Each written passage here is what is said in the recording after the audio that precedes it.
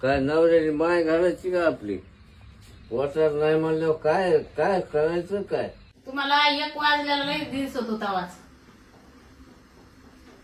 कमी राडा होता का रात्री पावसा पाण्याचा? सकाळी गावातून यायला मला 9 वाजल्यात आहे. काल सकाळी सगळी सुई लावली, 2 खाताचे ढिगारे इसकाटले, पेरणी केली, स्वयंपाक केला, तुम्हाला जीव घातलं, पुरीला गावात डबा भरून दिला आणि मला जेवायला टाइम नाही. मी तिथं चाकरवाडीला गेले, तिथं जाऊन टेकली की लिकरू महाग रडायला लागलं. तिने ती व्हिडिओ कॉल केला, मरणाचं पोराचं बोट दुखत आहे. तिथून पळू पळू महागारी आले, वाटातच त्या डोक्यात दुसरे विचार, वाटातच येळम फाट्याच्या अलीकडेच उतरले.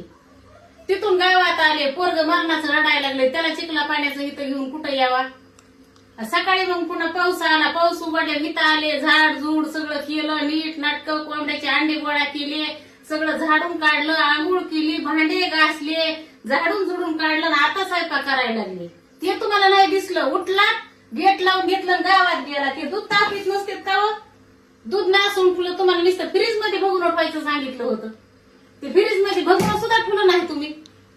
लेकरला बघत बघत एवढं काम करते सकाळपासून. आपल्यापाशी येईल नाही तर ते कुणापाशी येईल?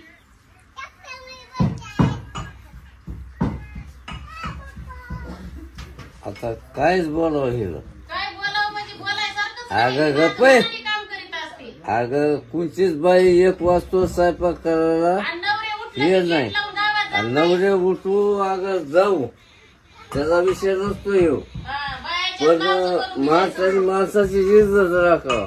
आणि नवऱ्याने जेवायचं कवा काय करायचं? नवऱ्याची इज्जत राखा आणि घरात घाला बायाला सगळ्या मिळून. हा, तेवढी शिडी गेटच्या बाहेर काढणं झाली नाही हो, एक राहिली ती. गाड्याचं काही कर्तव्यच नाही, सगळं बायाचंच आहे.